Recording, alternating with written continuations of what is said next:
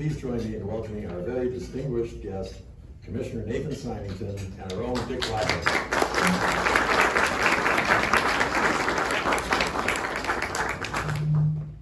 Commissioner, it's great to have you with us. And, you know, everybody who's ever been an FCC member has a different story on how he or she actually got the job. So how did it happen for you? Well, I would say there's a certain air of inevitability about it. No. So I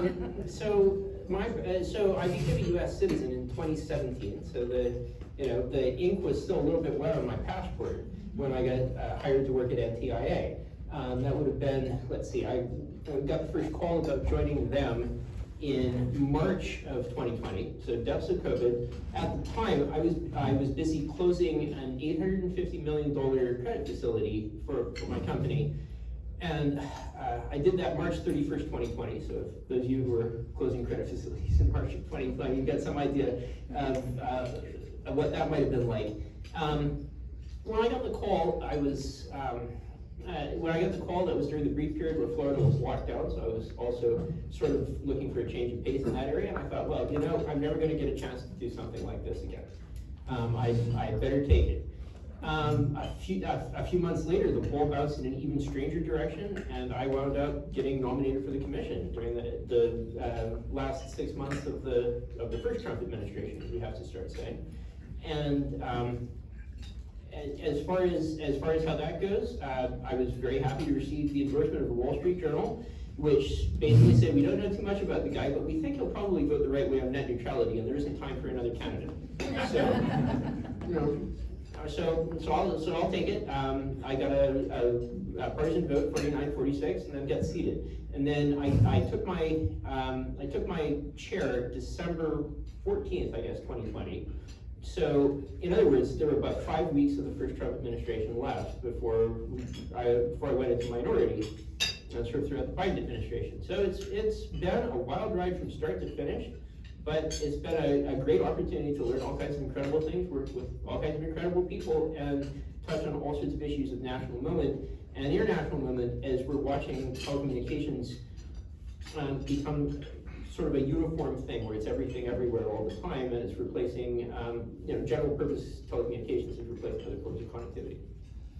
You know, the amount and the complexity of the issues that you and your colleagues have to deal with today as compared to when I was there is pretty overwhelming. And so how did you and a relatively small staff get prepared for dealing with this? That's a great question. So, I mean, I have to say the first time I sat down to read the Communications Act would have been in about May of 2020. And I remember thinking at the time, I don't know how anyone can function. You know, this is just such a complex document, I haven't even got to the regs yet. The nice thing is, for 4 years, I was telling everyone that I had incredible staff and they were pulling me through. That has since been vindicated because everyone went on to do great things. On Monday, Adam Cassidy, my most recent chief of staff, took office as principal deputy at NTIA. My prior chief of staff, Aaron Boone, is now running media bureau at the commission and in the chairman's office.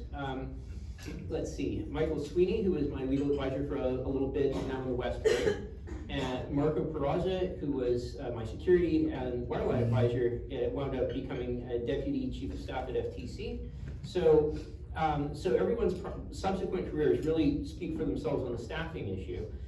So I just took the point of view from the beginning. I was going to take as many meetings as possible, try and learn from as many people as possible, try and read as much as possible, and try and study the history as much as possible so I understood the path dependency that led to where things are now. And then I also took the view that my staff were all brilliant people who were going to go on to do great things, and I was getting an early look at them early in their careers. And so I should give them as much rope as I possibly can, and just let them run with it, develop their own profiles as much as possible, so that when I come to them with a question, they know the issues inside and out, and I can make the most thoroughly informed decision possible. And I have to say, well, you know, the other thing is when I took office, Dick, I told them, guess what? We're about to go into minority. No one cares what we think. Unless we just want to write 40 years of useless dyspeptic dissents, what we should do is we should use this opportunity to become a sales office where everyone has a territory, everyone has regular contacts, we maintain fingertip feel with all of the players, so we really understand their issues in depth, not just what they bring in for a specific ex parte. And again, I think that that served us really well. Well, you know, we're here in 2025 and turning to regulatory specifics, and the commission has yet to decide the 2022 quadrennial review as to whether certain media regulations are still necessary in the public interest. What do you think really the commission needs to do with the current issues? Well, you know, seeming 3 years behind could be bad, but until January of 2021, we were, what, 16 years behind? I mean, you know, obviously the Pie Commission completed the 2018 quad, but they completed it to no effect because the Third Circuit panel immediately held it up again. So it wasn't until we got to the Supreme Court in 190, thus I think very much vindicating Chairman Pie's decision making, that that we could start doing anything on this at all. But you're right, this commission has got to be extremely active on broadcast media issues. I've watched, obviously I came into an environment where the role of broadcast was already drastically changed by 2020. By 2025, a fortiori. You know, the broadcast groups have been very good and candid about bringing in specific financial and market information to my office, which I really appreciated. The degree of transparency and candor has been remarkable. But it's also really sharpened the point for me about how tough the situation is for the broadcasting industry, whether video or audio right now. And you're right, we can't continue on the current trajectory. We are already seeing stations closed. We're already seeing licenses fall into disuse. That is not a good situation for the country because we have all sorts of fundamental dependencies on the continued viability of broadcast that there's no clear way to replace. It's very important to emphasize that alternative uses of broadcast spectrum are unlikely to recreate the engineering, the high power levels, and the very well understood contours of the existing broadcast infrastructure. And so it's not as simple as saying we just repurpose the frequencies and then la-di-da, we go on our way. The amount, in most cases, fully amortized value, frankly, of a lot of this infrastructure is immense, and there's no replacement pathway for it. Either whether that's AM radio, whether that's FM radio, or obviously whether that's TV. So it's very important for us to fully accept our responsibilities at this time to promote continuity in broadcasting and ensure that whatever transformations the broadcast industry needs to go through, it's equipped to go through them and is not being held back simply by commission inertia or by ignorance of the business environment. So in terms of, Dick, I'll give you one, I just want to hit the remaining 2 points of my stump speech. First of all, that means that we need reform in ownership and M&A. We need to make clear that the commission is reopened for business on the M&A front, and that we will consider all reasonable things that we can do statutorily in terms of ownership reform, but also that we will extend to Congress a realistic assessment of the dangers of Congress failing to act in terms of ownership reform. Second thing is we have to push through the ATSC3 transition as fast as possible. Well, what about, since broadcasters today are, as you know, competing with not only cable and satellite, but technology companies, we've got streaming services, does that suggest that the commission should take another look at the 39% television audio reach? Oh, I would say so, Dick. Absolutely. Obviously, we're in some ways we remain encumbered by the 2004 Consolidated Appropriations Act. But how we interpret that is, should be, I think, addressed with all possible degrees of freedom within the commission, together with a joint approach to Congress to, to inform them of the real dangers with specific timelines if the cap remains in place and interpreted as it currently is. The obvious point to make is that outside of broadcasting specifically, content has gone fully international. The worldwide revenues of a company like YouTube, for example, are over $30 billion. That's these are the new players in terms of media now. Admittedly, a lot of this is socially generated content, or it's not exactly analogous to traditional broadcast. But it certainly is true that the patterns of consuming linear video and linear audio have just changed immensely from what they once were. I really paid attention when I saw the numbers flip that streaming subscriptions had surpassed cable subscriptions in 2023. I thought there would be immediate action, an immediate response from the government, but I don't know that many people directly noticed because they weren't watching that metric. I think it's very important for us to watch that metric. It's a little bit like the beginning of a recession. First you have an uptick in the rate of bankruptcies, but that signals a potential flood. Now obviously the flood will also trail off at a certain point, but the point is that right now, I'm not just looking at the numbers, I'm looking at the derivative, I'm looking at the slope. And the trend line should suggest that we are about to see a potential period of catastrophic decline, and we have a limited window in which to stave it off. I really take this very seriously. We need action in 2025, ideally in Q2 2025. You mentioned the fact that the commission is overseeing the next-gen television transition. And some broadcasters are concerned about the fact that that new standard may be impeded, its advancement, because they still have to deal with the original standard, ATSC 1.0. How do you feel about that? Would it help if a date was set to have that? Absolutely, Dick. We need a date certain. We need a date certain, and we need it now. We're not going to see the price of ATSC 3 receivers go down until we have universal adoption. And what's more, ATSC 3 is an American technological success story, and there's already great interest and uptake of it overseas. So the idea that we are protecting some significant public interest by failing to push through the transition domestically, I want to see hard numbers on how many people would actually lose service this year, in 2 years, what the trends in inclusion by set manufacturers are. I don't think the numbers would justify any further withholding of a date certain from the market. That's the first thing. The second thing is the enhanced capacities of ATSC 3 go way beyond simply a sharper picture or clearer audio. They have to do with data delivery, geolocation, bidirectional communication. The implications for public safety are very significant. People very often outside of the FCC world fail to consider the degree to which public safety is underwritten by broadcasting in the United States and the lack of a viable pathway to replace any of that. Not to mention the great expense of establishing an existing infrastructure and engineering plant. So making sure that this is fully communicated will, I think, help people to realize that the alternative to maintain both signals isn't to protect people on the ATSC 1 signal, it's to ensure that increasingly more signals simply go dark, more sticks go dark, and there's no signal. So we don't have a choice to perpetuate the current situation indefinitely. At a certain point, it becomes unbearable. I guess the last thing I would add, the ability to do data delivery over ATSC 3, that is non-programming data, but simply data, is a capacity that I think is going to, in the long term, underwrite a lot of over-the-air patching of embedded wireless devices. We're not there yet, although there's already capacity to take a lot of load off cell networks for frequently distributed update packages. You know, Microsoft Patch Tuesday, it would be much cheaper to do it over broadcast signal if there were the right receivers in places than it would be to do in terms of congestion on cell networks, for example. But we're seeing applications of this in the automotive firmware industry, and we're seeing it today in the United States, but we've been seeing it in South Korea for 6 or 7 years at this point. So in order to unlock these capabilities for the existing plant, which would serve both public safety and then also drive down the cost of frequently delivered software packages, including software updates for embedded devices.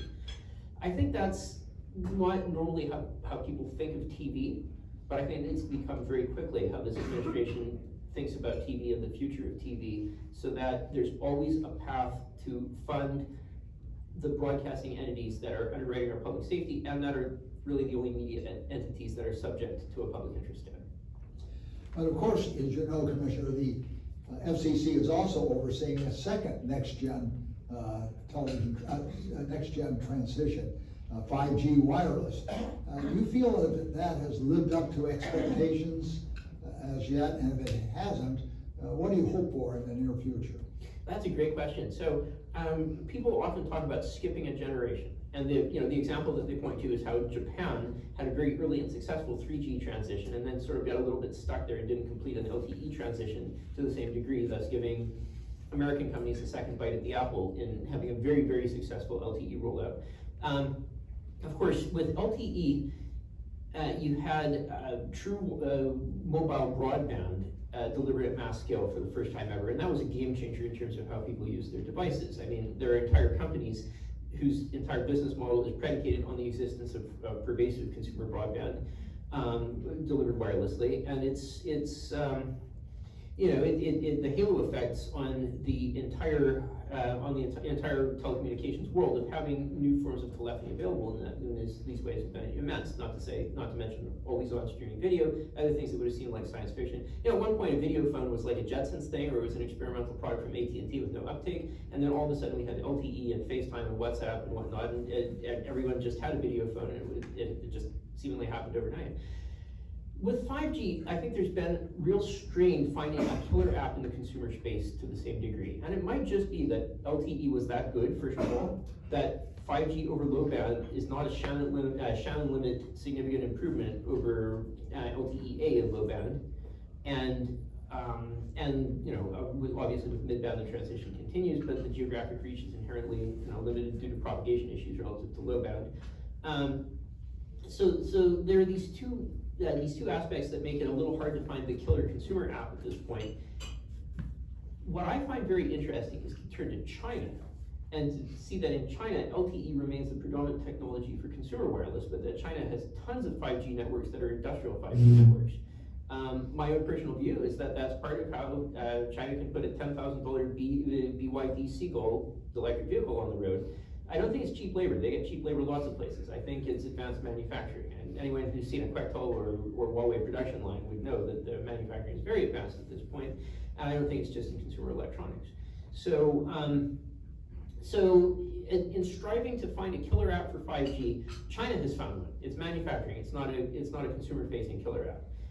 As far as whether that's the only possible path to making money, real money out of 5G, I don't know. I'm continuing to encourage the wireless industry, and I mean obviously with the huge investment they've made, they're trying their very, very hardest. It's good that we saw the Sixth Circuit strike down net neutrality again, because that opens the door to network hosted applications as an area for the consumer wireless industry to explore. I still say the first person who takes Uber off the iPhone and makes a network hosted application so you don't pay the Apple tax on your Ubers is going to make $1 billion, but that's another story. Anyway, the point is that network hosted applications are one way that we might find a killer consumer app, moving processing off the device, but still finding some bandwidth rich usage for the device.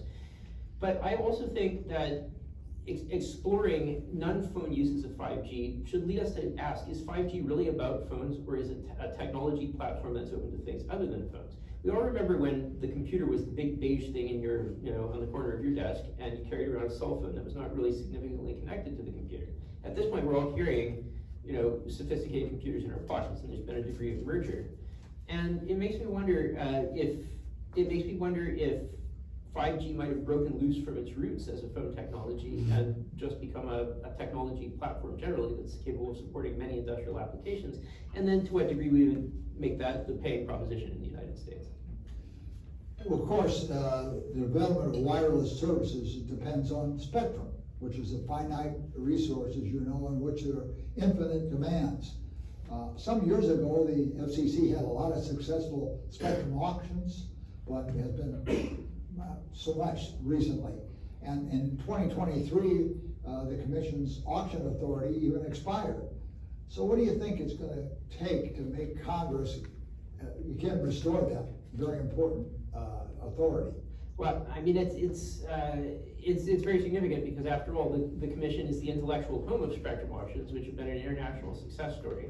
And it's a little dispiriting to find us beggars in our own house, so to speak, on this issue. Obviously, the consumer wireless industry has a great story to tell in terms of utilization and demand on wireless networks, and that's not going away. I think at this point there's a very vigorous debate behind closed doors in administrative agencies and between administrative agencies about what they want the future of spectrum auctions to look like, and of course the 800-pound gorilla in the room is increased mid-band access for 5G wireless mobility. So I think it's very hard to defend a position of stasis in this area because demand only goes up for existing 5G network capacity, and that's spectrum constrained. I personally think it might be effective to revisit the idea some people have floated before of increasing channel size for future spectrum auctions, or of finding ways to roll across CBRS, whatever route that might take, to get to uniform engineering. It was very encouraging to see Chairman Carr raise the question of 4 to 4.2 gigahertz, even with all of the retrofitting and whatnot that this would require in some other areas, because then we could presumably have uniform engineering from 3.7 all the way to 4.2, which would be a great boon for wireless network operators. But as far as a clear path to spectrum authority, frankly, that's a little above my pay grade right now.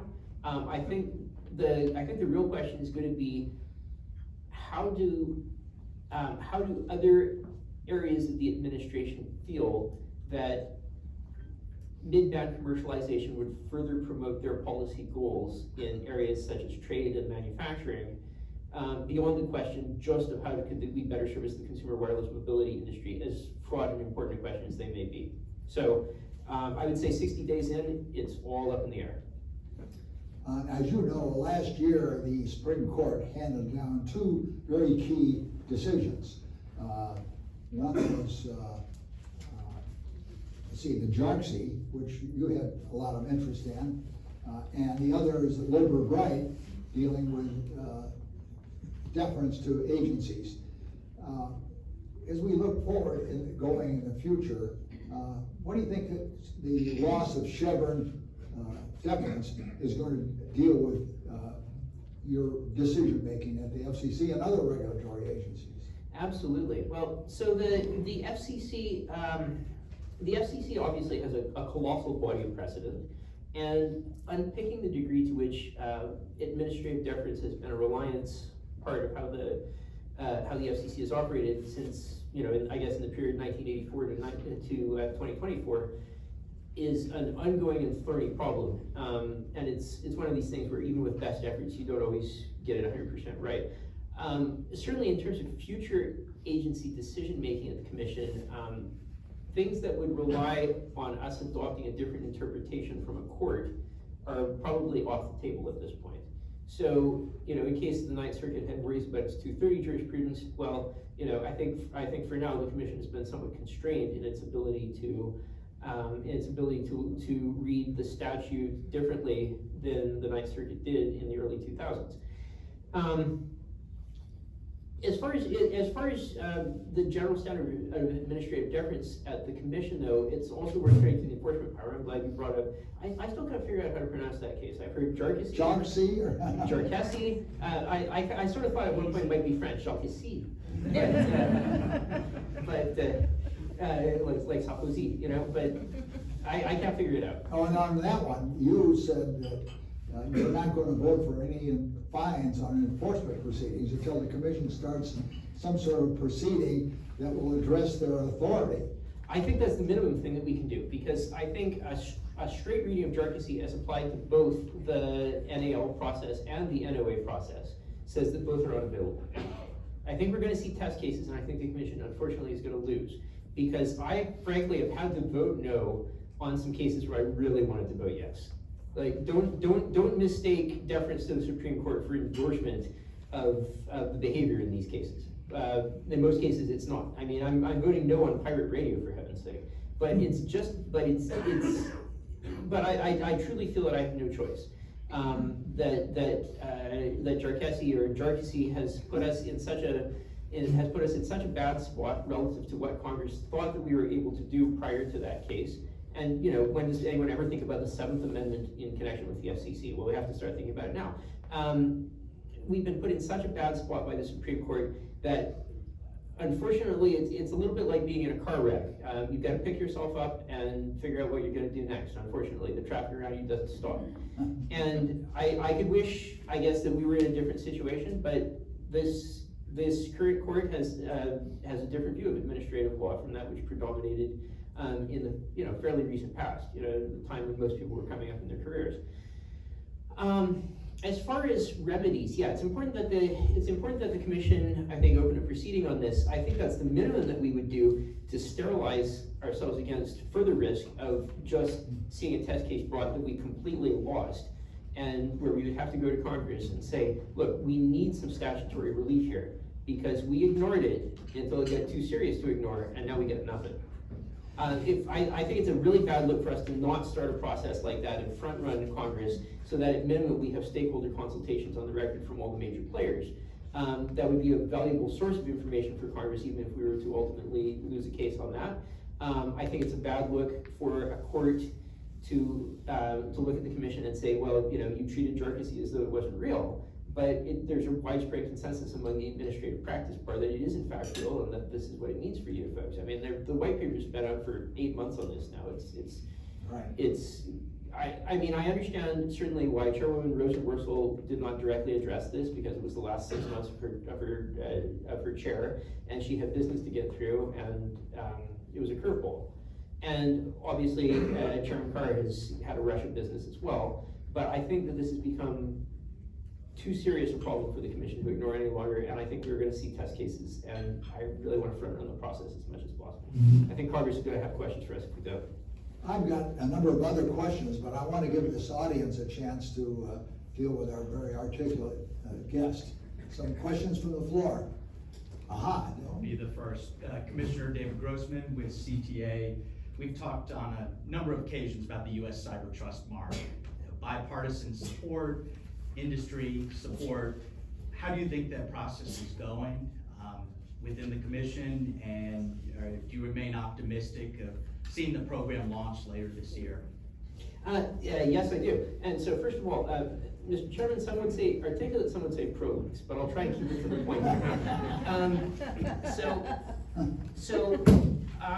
I think it was an open question what this administration was going to do with Executive Order 14144. Because, what is that, Section 7C2 or 7C3 in their mandate cyber trust mark procurement by January of 2027. Now the question is, what the heck are they going to procure? What's the equipment? It was great to see Underwriters Lab mandated early in December. That makes me think that the program is becoming real. I will say that in my own private closed-door conversations over at EOB, I have strongly encouraged them, and I think got a positive response from the folks over there, to retain the cyber trust mark provisions. So I think that procurement requirement is going to be a very significant backstop in assuring the consumer electronics and other electronics manufacturing sectors of getting adequate lead time to get products out.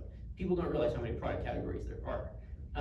And you could be the most sophisticated electronics manufacturer in the world, and you're still going to have to make decisions about which categories you're going to support and the practical degree to which that goal of the EO could possibly be accomplished. So, and personally, I think that 2 years less 2 months is not a ton of lead time. I think this is even if we're only talking about consumer IoT devices, it's not a ton of lead time. If we were to see the cyber trust mark expand so as to cover both non-cyber physical networking equipment on the one hand, and then also non-consumer equipment on the other hand, then this becomes essentially a procurement requirement for virtually everything that the federal government buys except for medical implants and cars, right? And I mean, holy smokes, the mind boggles. Now, as far as what this means for electronics manufacturers with business in the United States, on the other hand, I'm starting to hear rumors about onshoring and licensing Chinese production line equipment. I find that a very interesting development. Obviously, there are going to be security and firmware concerns about that. But on the other hand, some of this equipment is the most advanced in terms of manufacturing suites in the world. Once we're behind a tariff wall, I don't know that cost of labor is the biggest input for some of this, so some of these businesses may become competitive very fast. That's the first thing. And then in terms of cyber trust mark creating markets, not just obligations, we have had very significant inbound from many countries over the transom at the FCC. I wasn't going out and recruiting them, about finding alternatives to PRC exposed equipment. Because at the end of the day, everyone else in the world is reading the Chinese national security and cyber laws the same way that we are, and saying, there really is a positive information sharing obligation with the Chinese government. We believe this is practically operationalized, And frankly, if you're operating a port in the Middle East, or if you're operating a logistics facility in Australia, or you're doing whatever, you're wondering to what degree there's business intelligence leaking out or worse. So the market for U.S. Cyber Trust Mark stamped equipment is, I think, going to be absolutely explosive as soon as we start producing some. Much of this will be outside traditional consumer product categories, but on the other hand, we have companies that have much of the necessary design expertise in the United States, and it's really just a matter of getting the manufacturing piece right. That doesn't need to be with us either. It needs to just any friendly or allied country. So I think we're going to see a flood of market disruption that will overall wind up with American and friendly aligned countries increasing market share worldwide in every wireless equipment category. So hang on to your seats. Look for opportunities to acqui-hire young RF engineers who've put together a business for some trailing edge tech that's currently only made in China. Things are going to get a little bit wild, but I think it's all real. Another question from yes, back there, Bob. Mohammed Rivera. Foundation for Individual Rights and Expression. I'm expressing my desire to ask you your attitude toward the prospect of U.S. annexation of Canada. I congratulate the Commission on initiating its delete proceeding. And wanted to ask, since it doesn't say anything about the FCC's outmoded content policies, whether or not that proceeding will get into reviewing whether or not some of the content policies from yesteryear need to be done away with. One that springs to mind is the news distortion policy. Yes, that's an excellent question. So when we talk about content policies from yesteryear, that's 100% right. I was just talking about electronics manufacturing. I think it's a really significant conjunction of dates that Bell Labs left American shores, in a certain sense, in 2006 with the closing of Lucent Alcatel. But much of what the Commission was preoccupied with in 2005 was the wardrobe malfunction. An incident so notorious that even 20 years later we all recognize that set phrase from the news. The FCC obviously whenever the FCC is as close as the United States has ever had to a media regulator. I would argue that we are not a media regulator in the mold of most other industrialized and otherwise countries, but we're as close as anyone ever got to be to having a media regulator in the United States. And so it was irresistibly attractive for people who wanted some degree of control over content, whether for their own private ends, or because they thought that television should be uplifting and educational, or because they thought television shouldn't disparage their preferred political point of view, or other broadcasters shouldn't, etc. So it was a very interesting place to be for people who were inclined to pursue that in the largest form of mass media then current in the United States, and the only form of regulated media that we've ever had in the United States, or could ever have for First Amendment reasons. I think it's definitely time to ask to what degree broadcast content policies make sense in this day and age, to what degree they might not be relics of regulatory thinking of the 60s and 70s that is simply no longer supported by current constitutional law jurisprudence, or by the court's view of administrative agencies. Now I think there are probably alternatives for reconsideration under both prongs, as well as under the prudential decision making of the Commission itself. Since you brought up broadcast news distortion, that's an interesting one, because broadcast news distortion is probably the most misunderstood complaint category in the universe, right? If you look at broadcast news distortion, the docket of it in the DC circuit, the last time there was a case was the mid-90s. For whatever reason, that also involved Ukraine, in a very different role than it's currently brought in the news right now. But I think the last case was initially brought in 95 and finally settled in 98. That's approximately the right timeline. So there's a real question whether broadcast news distortion is real today. Certainly the FCC has shown no interest in addressing the question for about 30 years. When the Center for American Rights broadcast news distortion complaint crossed my desk, I was about to throw it away, and then I read it a second time. I thought, wow, this is actually sort of well pleaded as a complaint, in that they correctly didn't complain about the content exactly. They complained about deceptive presentation of a newsworthy event through deliberately misleading reporting of a newsworthy event. And that is an interesting angle. The leading cases that I can find in the old days of the FCC on this involve things like local news stations reporting, staging deceptive accidents involving popular car models at the time, and then misreporting the danger and damage associated with different models. That's an obvious, straightforward intent to deceive the public. On the other hand, there's a clear thing where if you put a camera on someone who's a newsworthy public figure and that person says something and you air it unedited, then there's no way that that's possibly distortionary, even if they claim that, you know, the little green men from Mars are broadcasting to the fillings on their teeth, right? It doesn't matter what a public figure says. The fact that a public figure says it and you're reporting on it accurately means that it's per se not distortionary. So it's a really interesting question to what degree, if any, editorial decision-making can ever become distortionary. It would probably be improper for me to say that the legal scholar side of me, so much as I have one, would almost sort of welcome a test case just on that basis. That'd be a mischievous thing to say, and that's not actually my position. That's not actually my position. But it's an interesting question to ask, whether there is in fact such a thing as deceptive presentation of an event solely through some aspect of the editorial decision-making process, or frankly, even if there is, if the commission should ever care or act on that basis, if it's just too discretionary for the commission ever to draw clear, bright lines, and if we would inevitably be bogged down in excessive process and in excessive investigations. I don't get to set the agenda at the commission, I just get to vote on it. So in some ways, my opinion doesn't matter totally on this front. But I guess my assessment is that it's worth knowing whether broadcast news distortion is in fact still part of the public interest standard, and if so, what the standard is to reach that. And I'm not willing to prejudge the chairman's decision-making on that point, although I certainly understand why it might be a sort of an uncomfortable situation. I've gotten a signal from our leader that our time is just about up, but I can't help asking you one final question. Rick Kapler gave you a fine introduction, but he omitted one thing, the fact that you're a concert violinist. And as an old musician myself, I have to ask you, what's your favorite composer?